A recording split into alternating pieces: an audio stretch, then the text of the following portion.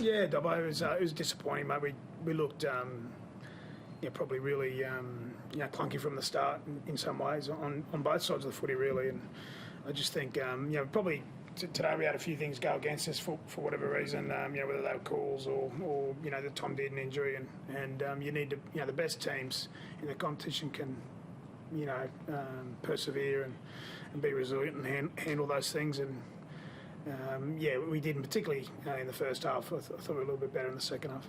Is that just an inexperienced thing and part of the growth process of this side, in the sense that you lose Dearden early and that they just don't really recover from that change?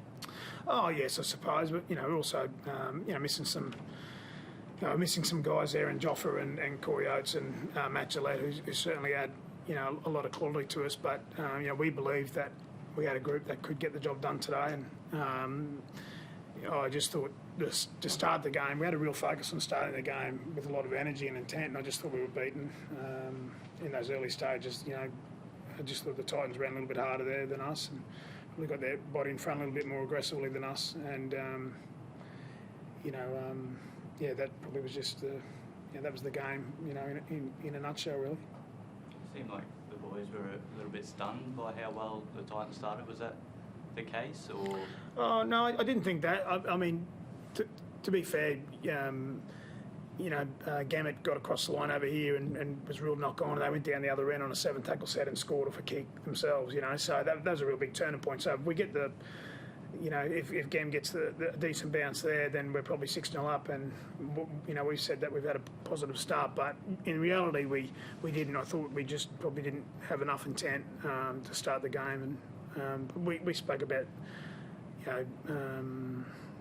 the energy and enthusiasm that we thought that the Titans would play with. There's plenty of ex-Broncos players in that team, and they would have a point to prove. There's no doubt about that. And Titans did a job on the club here last year, and they were deserved winners. Tom Dearden, what early prognosis? Early prognosis is it's a high ankle sprain, so he'll get a scan, and then we'll know sort of from there. Talking to him, he thought, he's pretty optimistic. He thought that it wouldn't be too long, but that's probably just Tom not understanding the nature of those types of injuries. But we'll have a clearer picture tomorrow after a scan. Jake was filled in. He was probably arguably your best player. Yeah, well, he's probably been arguably our best player for the last 4 games now.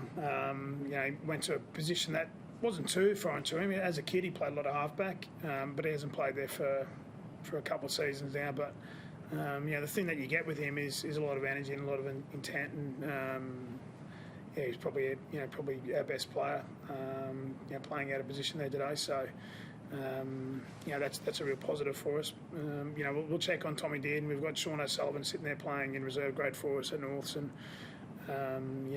he hasn't been too far away from getting an opportunity. So we'll sit down and have a think about how best to structure the team for next week. So is there a fine line with Tavita and a few of these guys that you want them to be playing right on that line, but sometimes they can get a bit too carried away, and then it can cost the team? Like there was a penalty mid-second half, and Tavita got hooked straight away.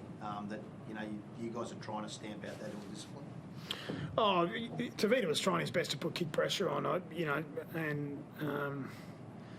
again, without looking at that particular kick pressure opportunity again. We want to have a change of intensity. So he was trying hard for the team. So again, whether he got his execution of the tackle wrong or not, I'd have to have a look at it. But I'm not sure whether it really warranted a penalty. But we want our forwards to be aggressive and show real intent with any of their actions. But that probably changed a little bit of the momentum, because we got ourselves back in an arm wrestle there, and probably deflated us a little bit. But Tavita wasn't taken off because of that particular penalty. It was always, we always thought he'd get through to about 15 minutes of the second half, and we give him a spell.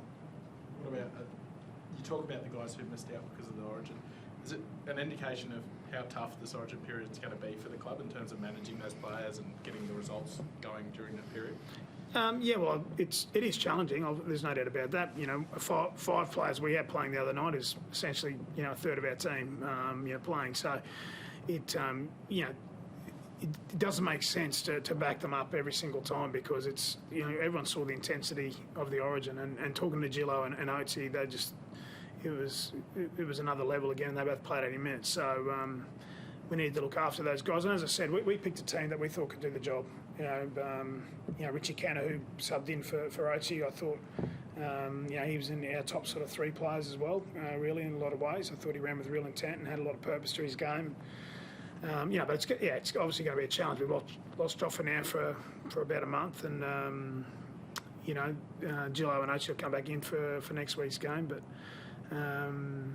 it'll be a challenge. But a few other clubs have got players in Origin, but maybe not as many. But it is what it is. Siebes, I know you don't like selecting Origin sides, but do you think Matt Lodge put a good showing tonight? Like he had a lot of first carries that he could and belongs in that New South Wales side if given the chance of going too. Oh yeah, again, I hate sort of talking about selections when I'm not involved, but yeah, Lodge has been really consistent for us. I think I said maybe after the Warriors game or maybe the Roosters game, sometimes Lodge gets a little bit missed.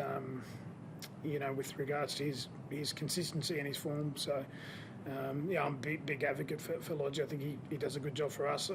I thought he did a good job today, and he played long minutes. I think he played about, high 50 minutes, almost 60 minutes today. So, he's been really consistent for us.